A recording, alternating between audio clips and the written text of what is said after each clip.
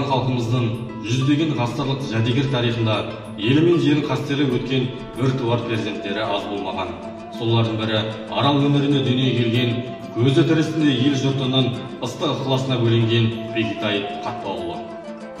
Шынында Бекетай кім? Оның есімін осы уақытқа дейін Арал, Қазалы тұрғындары қастерлеп атауы неліктен? Бекетай кесенесін кім салған? Осы тұлғамызды жан-жақта зерттеп көрейік. Бекетай бидің арғы тегі кіші жүздің әлім аталығы.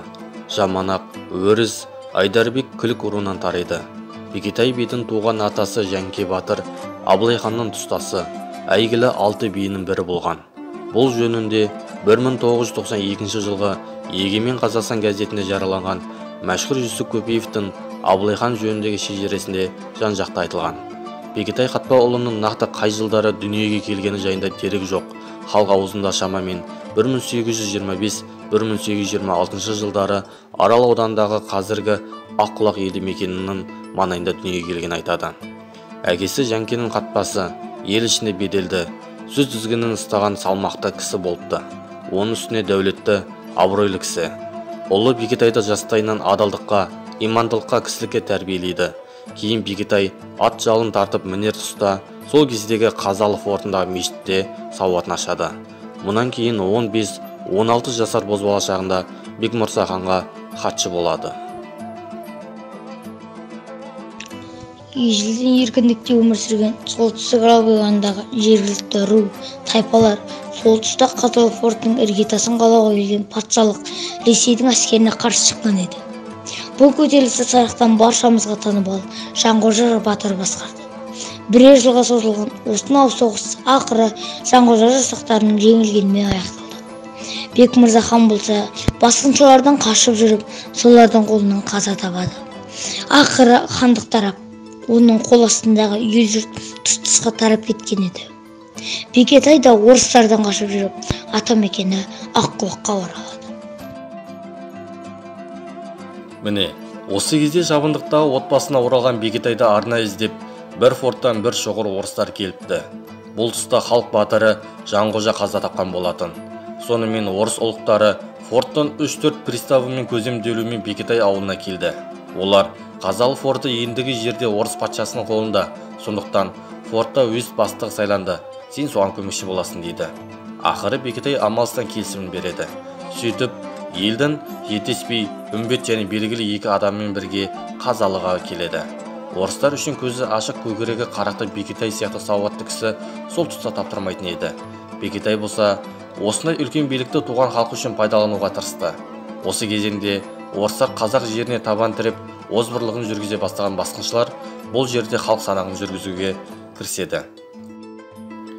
Күнбе-күн Қазалыдағы жағдайды өткен-кеткен жолаушылар арқылы біліп отырған күліктер орысқа орам бермейміз деп қаша бастайды. Олардың біразы Теке Төлеш батырдың бастауымен сонау ит қарасы қияндаған Қызылға қоныс аударады. Құнарлы жерлердің көбісін күшпен тартып алып, оны әскери экспедиция жасақтары өздерімен еріп келген казак орыстарға үлестіріп беріп отырды. Тіпті Райым төңірегін жайлаған сол уақыттағы Жақайым, Шөмекей Төртқара шекті рулардың бірсыпыра үйлері атамекендерінен ауып, Қызылдың қиясына көшуге мәжбүр болады. Бұл тұста Қазалы уезі бастығының көмекшісі Бекетай Қатпаұлы орыстардың озбырлығын айтып бірнеше рет өз бастығына шағымданған.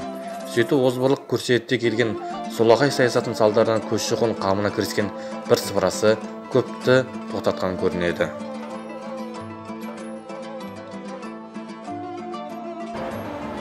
Кезінде Арал, Қазалы өңірінде Бекетайдың жанында жүріп, жер дауы, жесір дауы секілді талай даулы мәселелерді қолма-қол, көзбе-көз шешкен бір ауыз сөз бүкіл елге азық болған билердің асыл сөздері кейін ұрпаққа кесек-кезек күйінде жеткені мәлім. Бекетай би шамамен 54 жасында қайтыс болған, ал Бекетай қандай жағдайда қаза тапты? Енді соған орала кетейік. Бекетай атамыз қызмет бабымен ел аралай жүріп, жанындағы атқосшыларын ертіп шамамен 1880 жылдың аса ыстық жазында Алайғыр деген жердегі Жармолда деген кісінің үйінен сусын ішуге ат басын бұрыпты. Үйге кірген соң ат қоржындағы сусын ішуге кәлен кесесі табылмай, сол жерде Жармолданың үлкен қызы өздерінің адасымен Бекетайға сусын ұсыныпты. Ол кезде жүргіншілер өз ыдыс-аяқтарын аяқ қаптарына немесе қоржындарына салып сапарға шығуы машық болыпты. Міне, үй иесінің бойжеткені әкелген сусын Арал қазалы өңіріне әйгілі адамның ажалына да себепкер болыпты. Яғни, үй иесі әлдекімдердің арам ниеттерін көземелдеуімен сусынға құшала қосқан деседі. Сонда сыртқа жұрттан бұрын шыққан Бекетай атқа отырғаннан кейін құсып бергенде аттың жалы толайым күйіп қалған екен. Осылайша атақты адам аяқ астынан қаза болады. Бұл жөнінде құлақтанған Теке Төлеш батыр Қызылқұмдағы орыстардың орманнан қашып кеткен күліктерге дереу асырын хабар салған көрінеді. Өйткені Бекетай өлген түні Жармолда үй ішімен бір түнде Қызылдың қиясына асып кеткен еді. Міне, сол жақта Бекетайдың құнын қуған туыстары көп ұзамай Жармолдаға ажал құрығын кигізеді. Содан бері қаншама жылдар өтті. Кейін Бекетайдың үлкен қызы ауыл аймаққа беделді. Ақжарқын апамыз әкесінің басын күмбезде үй таңсыздырады. Оның керек жарағын кіре жалдап, Қазалыдан Аққұлаққа тастырды. Қазір Ақжарқын апамыздың аттолысымен көтерілген күмбезде үй таң Аққұлақ елді мекенінің жанындағы жарма жағасында тұр. Ал енді Бекетай би кесенесін салған шебер кім? Құрылыстың ерекшеліктері қайындай? Енді осыған тоқтала кетсек. Дүйім жұртқа мәлім болған Бекетай бидің кесенесін салған Нұрымбетов Әбілбай шебер екен.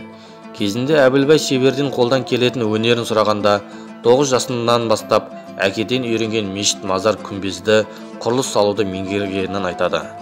Ол шебердің бойындағы Орта Азиялық қыш қалау үрдісі сол кезден ата кәсіп ретінде қалыптасқан.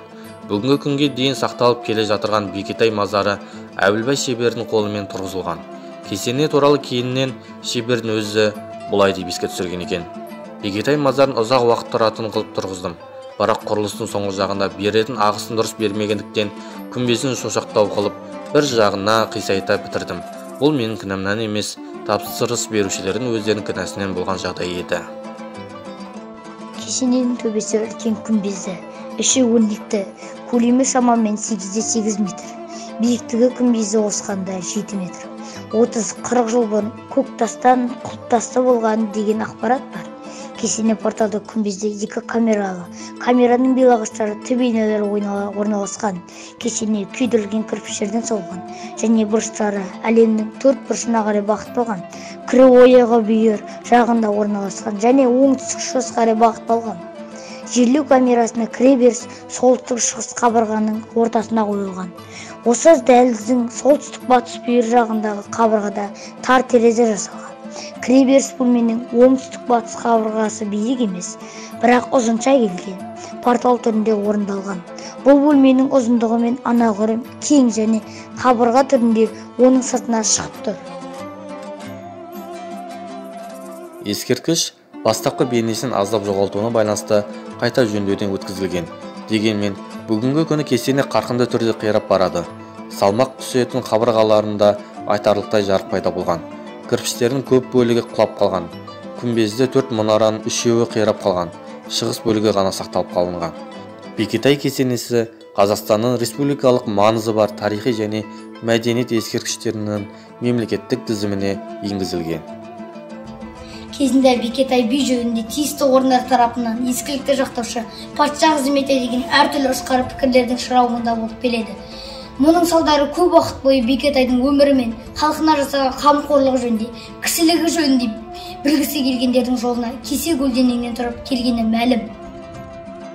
Бекетай би қазақтың мүддесін бірінші кезекте жол қойған ауыз екі аңыз әңгімелерден белгілі. Осынау әділдігі мен парасатының арқасында би ата атанып, ел жадында мәңгі өшпестей қалған дара тұлға.